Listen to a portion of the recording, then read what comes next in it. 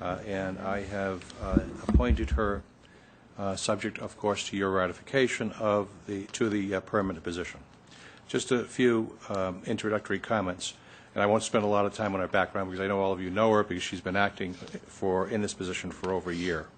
What I've learned about this position is that I believe it's one of the most difficult positions in municipal government. If you just think of some of the issues that we have been involved with over the last year or two, if you're for a DCPC, then you might have one opinion about the growth management department. If you're against it, you might have another. It just seems that there isn't really another department head that I can point to that regularly deals with issues, so many issues that so many people are passionate about on every side of the issue.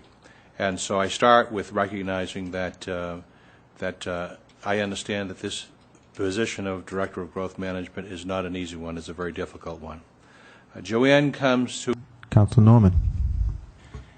Yes, Mr. President, through you to the town manager. I just, at the genesis of the Growth Management Department, it was rationalized very strongly that the director should possess a JD, a law degree, and that was promoted as being something that was very, very important with all of the zoning issues, with all of the different regulatory issues that had to come together with the position of Director of Growth Management.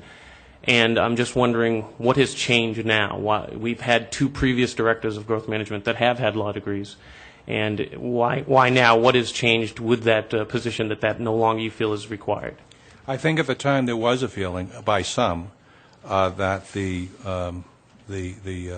holding of a law degree would be a important aspect to the job.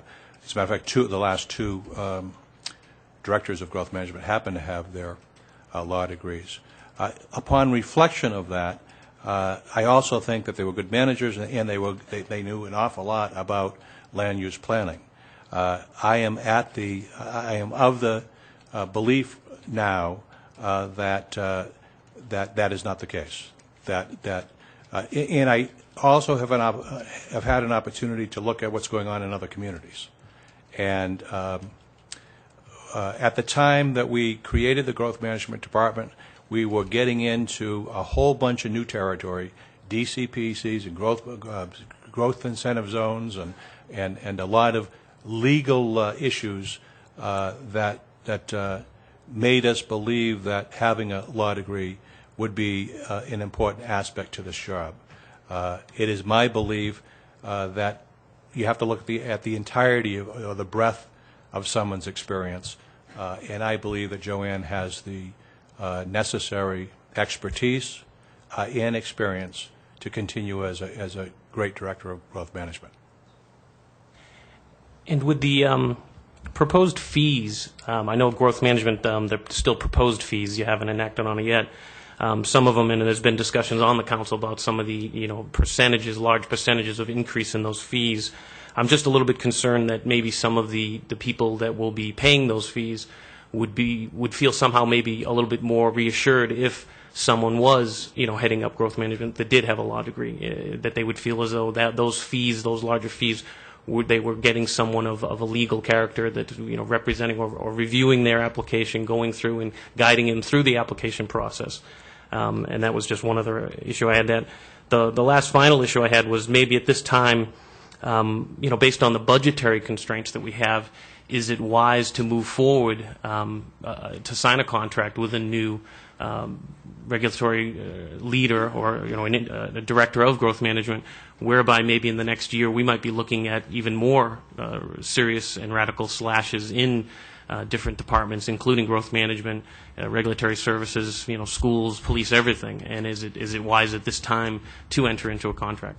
This actually is not a contract position, and so we won't be signing a contract. And this position, like most other positions in municipal government, are always subject to appropriation. I will remind this council that we made a major decision last year that has had serious consequences of giving up the full-time assistance position. And so I would argue that the workload has not lessened; it's grown, and that it's time I mean, we've had an interim person for over a year, and it's really, in my opinion, time to either make a commitment to the person or not. But this is not a contract position, so if you in your wisdom, you the council in your wisdom, want to cut the department entirely, you have every right to do that during the budgetary process. And if there isn't money to fund positions, there are no positions. Thank you. Councilor Farnham, then Councilor Kennedy. Thanks, Mr. President.